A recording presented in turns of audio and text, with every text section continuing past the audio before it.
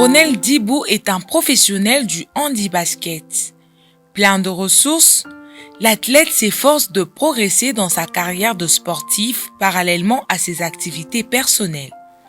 Natif de Kinshasa, capitale de la République démocratique du Congo, marié, père d'une fille, Ronel Dibou a fait son parcours éducatif dans sa ville natale. Rien ne sert à courir, l'essentiel est d'arriver. Aimant le sport depuis son jeune âge sur ses 2 béquilles, trentaine ou sur une chaise roulante.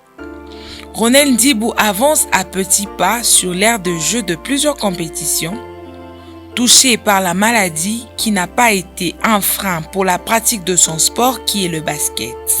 Quelques années plus tard, il rejoint le club Kelenge qui l'accompagne dans tout ce qui concerne la partie sportive et son intégration dans le sport. De son club à la sélection nationale qui est le Léopard, il devient capitaine de l'équipe nationale, participant à des compétitions au niveau international et national, notamment la Coupe d'Afrique, le Jeu panafricain, la Coupe du Congo, le championnat de Kinshasa.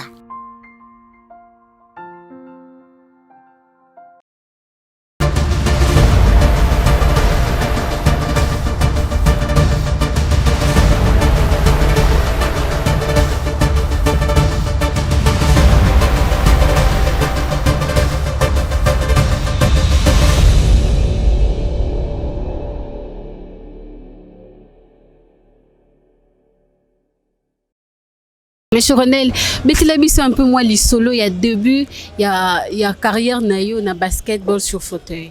Bobanda kindenge nini eloko ni aspira kiyo po obanda eloko nini et motiva kiyo po banda na basketball sur fauteuil. En tout cas, merci pour la question, pour l'invitation. Carrière nangayi et bandaki na 2012. Nazaraki une fois invité et pas il y a secrétaire général il y a sport national para. Aza et aya mogoye bakinga très bien. Vu que tous alakane quelque part na ba structure na biso ba handicapé. Alors efsenga ina ya na kotala.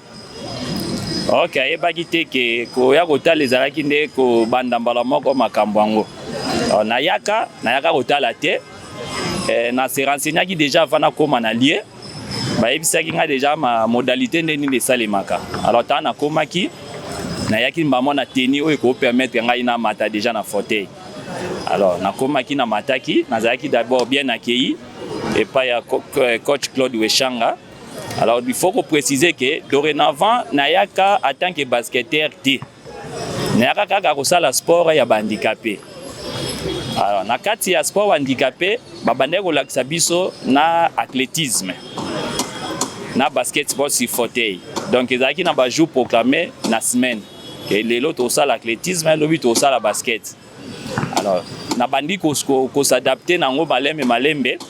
Dès le premier jour na mataki na fauteuil et pesa kinga mbala moko goût parce que naza passionné d'abord ya sport. Na lingaki sport mingi dès que na mataki nazui goût wana ya pratiquer sport ndé na bandaki nango nazo combiner basketball, athlétisme mingi zaki ba course sur piste na balancement de poids. Donc carrière nanga et bandaki bongo. D'habitude, comment est-ce que vous passez vos journées? Alors, journée zaka parfois très chargée, surtout ceux qui coïncident qu'ils ont jour et entraînement. À part entraînement, il toza pe bato to débrouiller la vie ailleurs pendant qu'on luka toujours un peu quotidien. Mais dans le calendrier, on a des sorties qui n'a pénalisé de côté mon côté ou bien de l'autre côté. Donc dans la semaine, surtout, on a un programme qui est tel jour, il faut faire dans foyer, tel jour, il faut un entraînement, tel jour, il faut un moi et l'autre pour le tobi dans le foyer. Donc on a tout à mélanger. C'est certes que l'urgence est tombée dans la même journée, mais il faut quand même canaliser parce que dans le cas de l'urgence, on a toujours une urgence qui domine. Donc voilà. C'était quoi la réaction de la famille avant la carrière Nabino? Parce que Moutounio, avant Banda Eloko, causait quand même temps que nous conscientiser la famille. Comme maintenant, voilà des hommes qui sont quelque part dans comment est-ce que handicapé s'entraîner, comment est-ce que ça la sport mokoboy. Comment est-ce que réagissait qui devant il y a nos nayo que voilà na banda malgré handicap nanga menani quand même na kota na sport mokoboy. Na insister beaucoup plus na maman nanga parce que il est déjà tant on a nazokola ayeba ke na linga ma mabale mingi. Alors tant on a qui ko annoncer yango azalaki surprisité.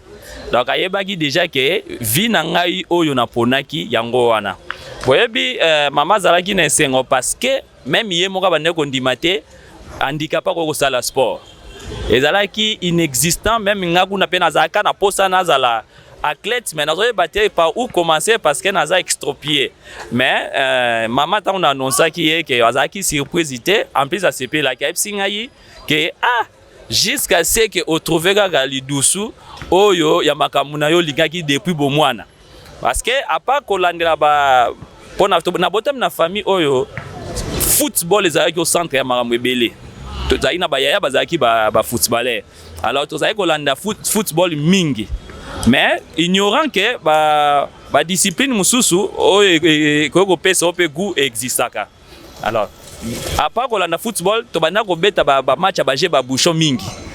Donc tozala ki mingi ko saka na ba bouchon ba match dès que na annonçaki nouvelle on n'est pas maman en tout cas à CP là qui parce que a moni que oui na bandi ko emboîter papa par rapport ya vision nazara nango depuis l'enfance. Handicap na yo ezalaki barrière te po na yo ya kokota na kata sport moko. Malgré que ndé bolobi obane ko aspirer quand même na football na kala. Bande dépose aki bo moi la maman ndoy ba que voilà monsieur Ronel po na ye ezalaki fakota na sport moko boy. Dans mes pensées ezalaki barrière parce que na bande ko mona place on a ko bouger té. Mais avec les années passées ezaki na bayam surtout bana ko fréquenter na bango déjà ba banaka sport mais sans pour autant que ça la publicité nango tozo se fréquenter mais ba rencontrer histoire mon côté. Alors tant on a ko kutana na bango na mouvement ya sport ndena yaki ko comprendre que non handicap ko ça la barrière était pour ngaper na comme sportif. Donc, barrière mon côté. Mais aujourd'hui, vous êtes un exemple pour plusieurs. Oui, exemple pour plusieurs. Donc, Nazape modèle. Voilà. Fidèles téléspectateurs, comme je l'avais dit au début, il est le capitaine aussi de l'équipe nationale. À présent, nous allons prendre la rubrique.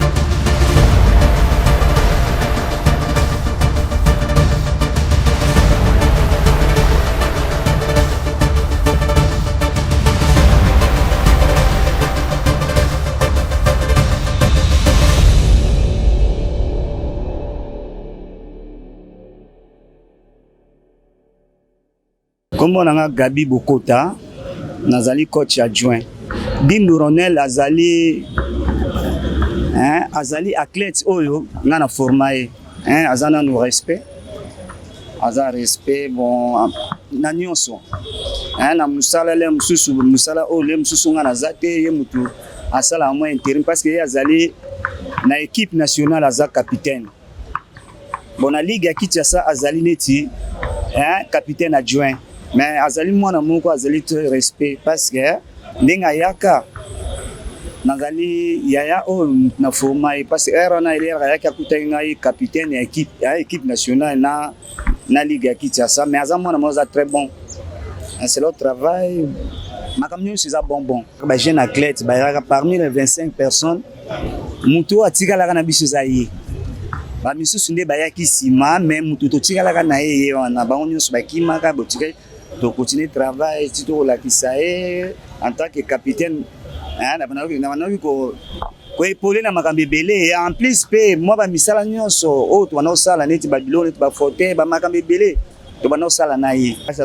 ma équipe nationale parce que dans basket, parce que j'ai un rôle dans l'équipe nationale club.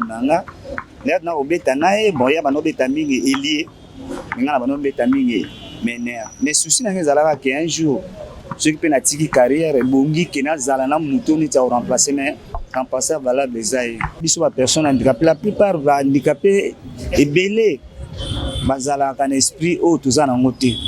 Parce que ça la sport eza blague te. Parce que handicapé mso mona neti ya kolekisa na ye temps.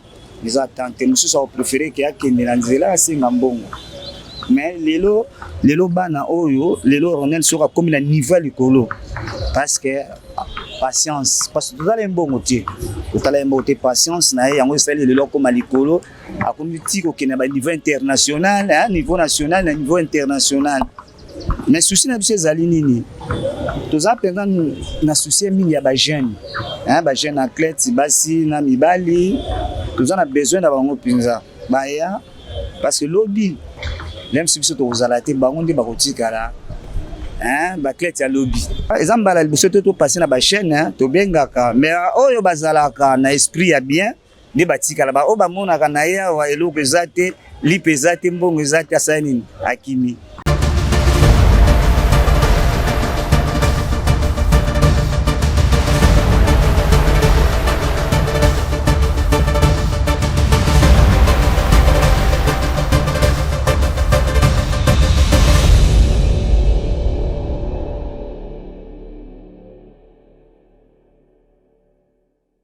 C'était là le coach adjoint de la Ligue de Kinshasa que vous venez de suivre, fidèles téléspectateurs.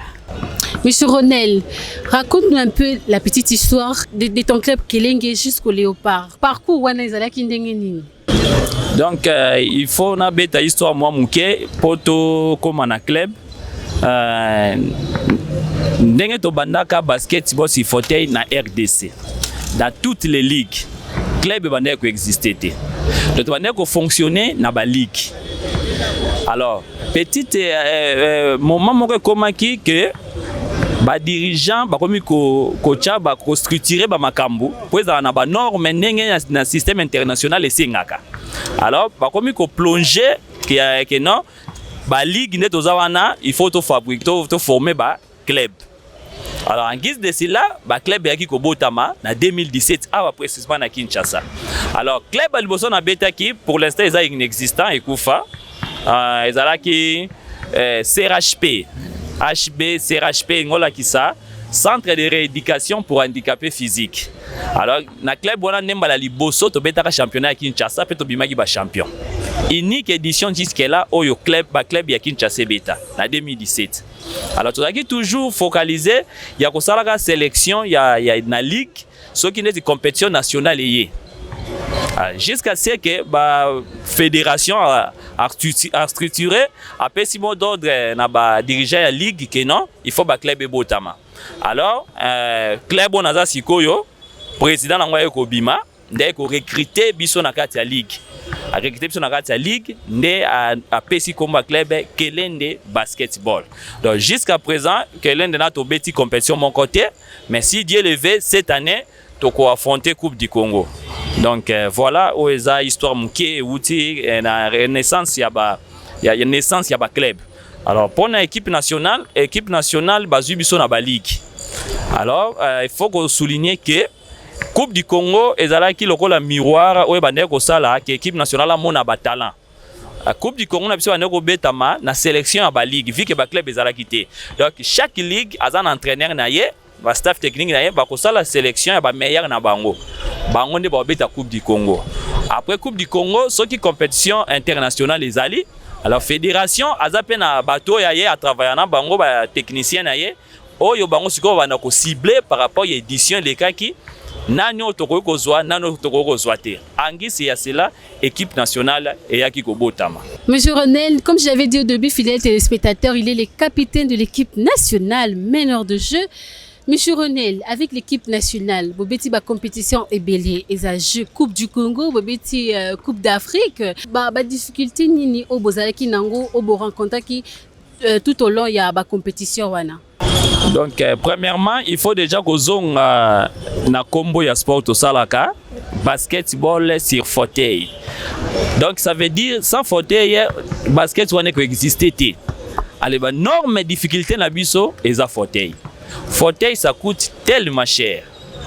Fauteuil ndenge za wana donc pour na ko beta nango faut fauteuil moko adapté na kana yo parce que ba handicap ekokanaka te chaque personne aza na handicap na ye donc depuis to beta na terrain ba classifier kabiso selon handicap na yo donc ba fauteuil eza difficulté ya liboso ya makasi to kutana nango awa na Congo to za ba fauteuil adapté te parce que na ba compétition internationale ba exigaka ba fauteuil que non tel fauteuil eza ya basket te ko beta to bien modèle moko kala to utiliser ngo soutien na règlement actuel.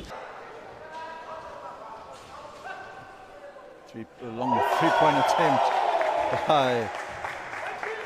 Donc, et ça qui biso passi lorsque to bimaki pour la toute première fois que no beta libanda to kutana na ba difficulté wana il faut ko avouer que to luwaki ba fauteuil pour to beta compétition ou ba na to louer ba fauteuil ils ont répondre na ba compétition internationale. Donc première difficulté ezaki ba fauteuil. Deuxième difficulté eza nini bomoni na sport na ndenge toza équipe nationale organisation ezalaka alors première mutu oyo esengeli azwa biso en charge eza gouvernement ya mboka na biso RDC bango baza ba premier partenaire premier sponsor donc biso na sport para sans gouvernement ezala pas si poto avancer bien sûr que tozwa ki encouragement il y a chef de l'État yemoko ayebaki le pourquoi nek ko salango encourager ki biso parce que une fois yambaka biso ye apesa biso ba encouragement pe a prometaka biso que na lire o tozanango soki to memeli médaille ya or tozana prime présidentielle donc ils ont qui motivation pour na biso to travailler dire encore mais certes que président de la République a prononcé qui mais ba o esengaki ba exécuter ba makambo wana en tout cas ba abandonner ki biso bazwa ki maloba chef de l'État na considération ya makasité da bazwa yango terre à terre c'est comme si tu avais comprendre que non moto aligné intérêt nezala na kati pour à s'appliquer na dossier na bino or que mot d'ordre ezaki déjà donné par chef de l'État ba misusu ba exécutaki mais ezana point oyo to komaki que non tozaki vraiment bloqué jusqu'à présent mais to ko ignorer que non gouvernement ayebaki quand même na ko soutenir biso. South Africa,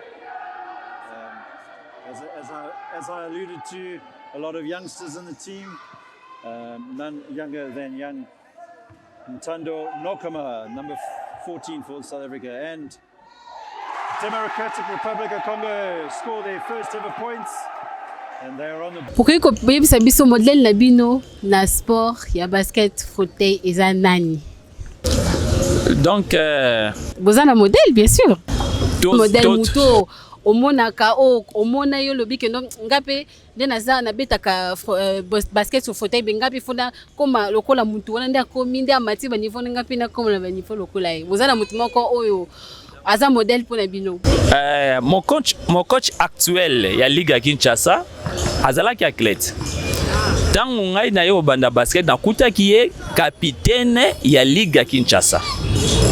Alors tobeti na ye mingi te mais moi muke oyo tobeti na ye na comprendre ki ke non aiza na eloko moko oyo ya ayebi alors na bande kotala ye pendant que tozobeta na copier ye peut-être msusu lelo tokoki kozala barole moko te peut-être msusu azalaki elie nga na komi mene mais nga aussi nazalaki elie mais na copiaki ye azalaki vraiment modèle mpo na nga et na canal na ye yango na komi lelo nazali. Fidèles téléspectateurs, en tout cas nous sommes là, nous sommes sur les terrains délimités où les athlètes de basket sur fauteuil s'entraînent d'habitude et nous sommes avec Monsieur Ronel pendant cette dernière partie et on revient juste après.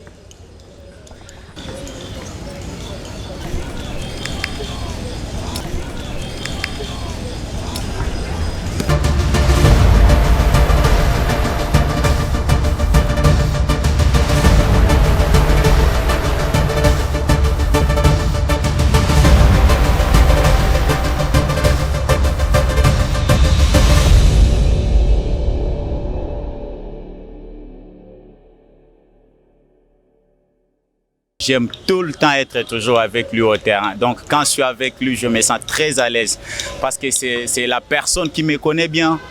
Mes mouvements, mes déplacements, mes positionnements et puis c'est quelqu'un qui donne de passe avec lui. En fait, je peux choisir de jouer avec tout le monde sur le terrain mais pas avec lui, je me sens beaucoup très à l'aise.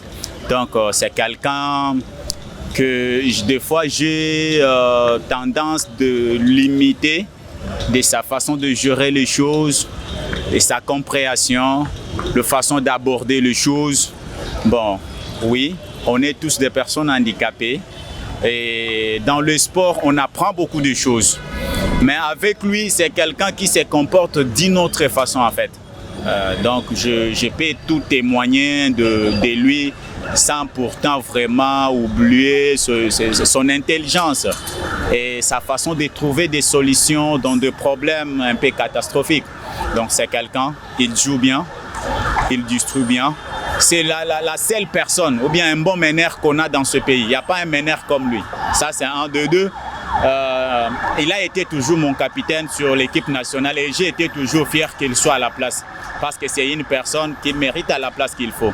C'est quelqu'un à qui, sur ce qui concerne le développement de notre sport, on parle beaucoup en huis clos. Donc c'est quelqu'un, le fait seulement d'écouter d'abord, pour moi c'est quelque chose d'exceptionnel. Et c'est quelqu'un, j'ai beaucoup de conseils, j'ai beaucoup de preuves en passant par lui. Parce que quand moi j'ai commencé le sport, Nakuta Bango. Nakuta Bango, Bango Bazaka déjà. Et si c'est que je suis aujourd'hui, et je suis vraiment parmi le meilleur de l'équipe, c'est grâce à Naba Conseil Naé. Parce que moi j'ai commencé d'ici peu 2018, Bango Bazalaka déjà. Mais atali sanga kaka omoni ceux qui osent salaboy, et quand j'ai essayé de mettre seulement oyo à la kisanga pour mettre en pratique, c'est ce qui m'a fait aussi parmi aujourd'hui. Parmi, là je suis sûr, parmi, donc c'est-à-dire si je me retrouve ou bien je figure sur la liste des sélections à équipe nationale parmi les 12, quelles que soient les présélections de 50 ou 60 personnes qu'on peut appeler, mais quand je me retrouve parmi les 12, ça veut tout simplement dire que c'est les conseils de mon ami Ronel Dimbo que j'aime beaucoup. Mon capo. Ce que moi je peux dire pour lui, c'est toujours de voir plus loin, de fournir encore beaucoup les efforts, d'améliorer encore les systèmes et je suis toujours de cœur avec lui et je le soutiens à 100% dans tout ce qu'il fait. Donc c'est ce que moi je peux dire un mot pour lui. C'est un bon coach, c'est un bon capitaine qui reste toujours dans ça et puis qu'il puisse améliorer encore pour aller encore plus loin.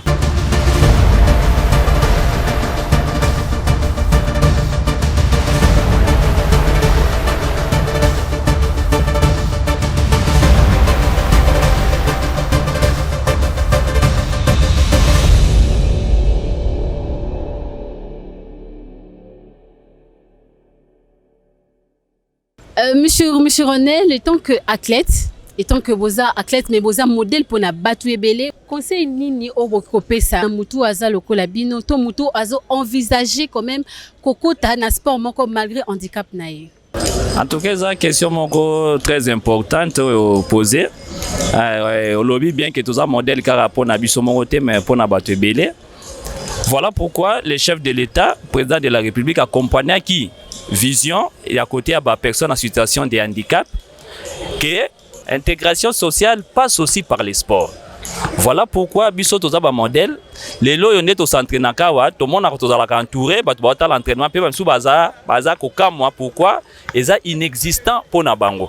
Mais le fait que bazo mona biso bazo tala que non un handicapé qui pratique les sports et bon nga muto naza apte. Pourquoi pas? Donc, ils ont moyen de tirer bateau, balongwa na mendicité, balongwa na dépendance, baya ko sala sport et que peut se valoriser bango pe na société. C'est cette manière que tolingi ba makambo et salemaka. Alors, surtout na ba parents o bazana handicapé, moi petite histoire, bisota bande ko kola, ezalaki na ba paré bele bande ko bomba bana na bango ya handicapé ba mona bango ti, sinon te za soni pour na famille. Mais aujourd'hui, ce n'est pas le cas. Aujourd'hui, l'handicap ça représente une fierté. Biso na sport na soto lobaka avec les sports je vis. Donc parmi biso ezana batoyo peut-être ba kenoko luka musalate mais ba comme si sport vit na bango ba gagner eloko moko na sport na vie oyo bazosala na sport baganye mo eloko. Donc ça veut dire que na bazodépendre kaka na sport. Pe moto abongo tokoki kodécourager te, mais aza moto il faut orienter ye d'une manière ya bien. Il doit encourager pour avancer. Lelo yo, nga yo yambi na kata plateau. Na bandaki sport na yebaki teke na koma na niveau yo.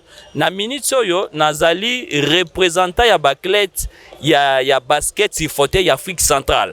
Donc il faut qu'on note que président ya fédération na biso azalaki nommé président ya Afrique ya zone 3 de Afrique centrale. Donc yem taomi président zo superviser 9 pays. Ça veut dire que nous ben faut to sali durant 7 ans yango mute bibisi ba résultat oyo. Peut-être même sous na koloba na niveau ya mboka bazo comprendre biso te. Bazo mona biso c'est comme si toza na pona ko s'amuser. Or que bato baza libanda bazo mona biso nde tozo travailler. Voilà pourquoi bazo ko attribuer biso ba tâche à faire. Donc ça veut dire que quelque part avancement zali. Mais na ko insister beaucoup mingi na gouvernement, nous de notre part tozo sala musala. Tozo sala musala pona ko intégrer batu na social. Batwa ya kosala sport à travers sport bako kozwa moi vie quelque part bako kosala fierté na bango. Alors gouvernement il faut comprendre eloko wana. Lelo to mona na télévision soki muntu moko azosala vision chef de l'état, il faut ba filmer ye tout ça, mais or biso pe toza ba héros dans l'ombre, tozosala la vision ya chef de l'état, to benda batu na société baya bako vivre autrement. Voilà on a ko koloba pona ba parents pour attirer attention au gouvernement dans le sport tozo sala parce que ça mismate. C'est toute une vie. Tozo vivre wana lelo ba ligue zo renaître na ba place où mususu kutu to s'attendait qui était na kati ya RDC. Peut-être bango baza ignora les jours à venir ba vous allez informer. Mais to ligne tende ba tirer attention que na eloko tozo sala. Et ça mismate, c'est toute une vie. Monsieur Ronel, je vous dis merci beaucoup. Merci en tout cas, c'était vraiment un plaisir pour nous de nous recevoir sur ces terrains.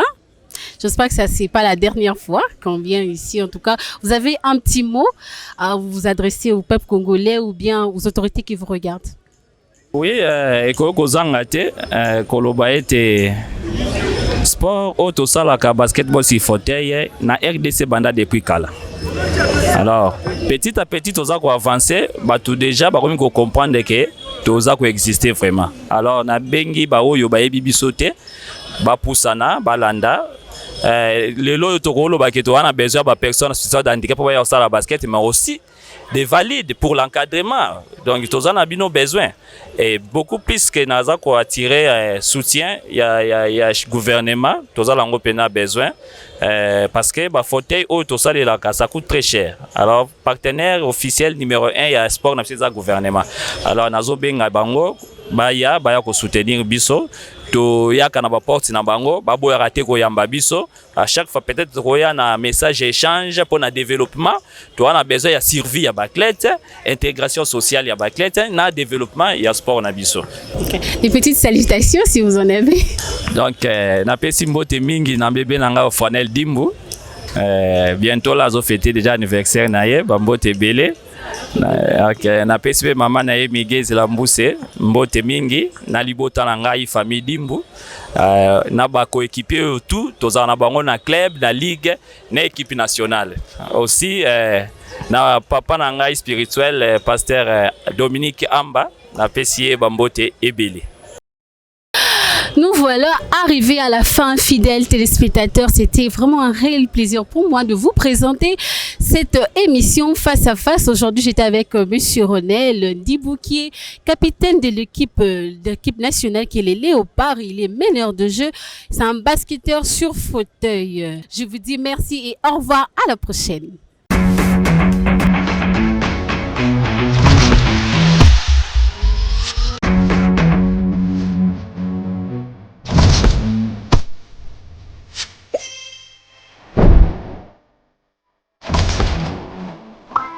Yeah.